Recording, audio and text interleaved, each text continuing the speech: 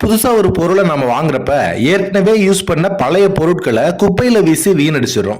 சில பேர் பழைய பொருட்களை வாங்குறவங்க கிட்ட வித்துடுறோம். திரும்ப பயன்படுத்துற வகையில் இருக்கிற பொருட்களை ஏழை மக்களோட பயன்பாட்டுக்கு கொடுக்கிற மாதிரி ஏழை மக்களுக்கு உதவ நினைக்கிற பொதுமக்களை அவங்க பயன்படுத்தின புத்தகங்கள், ஆடைகள், விளையாட்டு பொம்மைகள், காலணிகள் இந்த மாதிரியான பொருட்களை அன்பு சுவர் மையத்தில் ஒப்படைச்சா அதை ஏழை மக்கள் பயன்படுத்த வழிவகை செய்யப்படும் அப்படின்ற உயரிய நோக்கத்தோட கடந்த 2017 டிசம்பர் மாசத்துல அப்போ திருச்சி மாநகராட்சி கமிஷனரா இருந்த என் ரவிச்சந்திரனோட சீரிய முயற்சியில ஸ்ரீரங்கத்திலையும் நம்ம திருச்சி ஜிஹெச் பக்கத்துல கோ அபிஷேகபுரம் கோட்டத்திலையும் அன்பு சுவர் திட்டம் அப்படின்றது ஆரம்பிக்கப்பட்டுச்சு.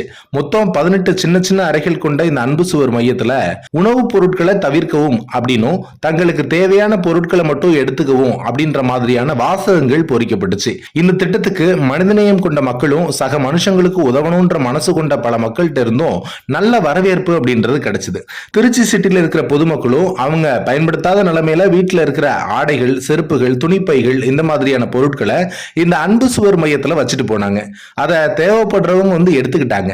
இப்படி திருச்சி ஸ்ரீரங்கத்திலையும் கோபிஷேகபுரத்திலையும் ஆரம்பிக்கப்பட்ட இந்த அன்பு சுவர் திட்டம் இப்போ திருச்சி ஸ்ரீரங்கத்துல கண்டும் காணாம இருக்கு அப்படின்றதுதான் யதார்த்தமான உண்மையா இருக்கு.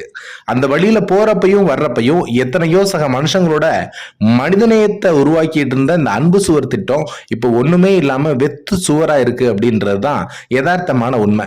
எத்தனையோ புது புது திட்டங்களை அறிவிச்சு செயல்படுத்தி வர நம்ம திருச்சி மாநகராட்சி அதே மாதிரி ஏற்கனவே செயல்படுத்தின மக்கள்கிட்ட நல்ல வரவேற்பு வாங்கின திட்டங்கள் எப்படி செயல்பட்டு இருக்கு, அதோட இப்போதைய நிலைமை அப்படின்றது என்ன அப்படின்னு சீரான இடைவெளியில அதிகாரிகளை வச்சு ஆய்வு செஞ்சு சரியான நடவடிக்கை எடுக்கணும். அப்படி சரியா கவனிக்காம போனதோட விளைவுதான் இந்த அன்பு சுவர் திட்டம் இப்ப வெறும் சுவரா இருக்கிறதுக்கு காரணம்.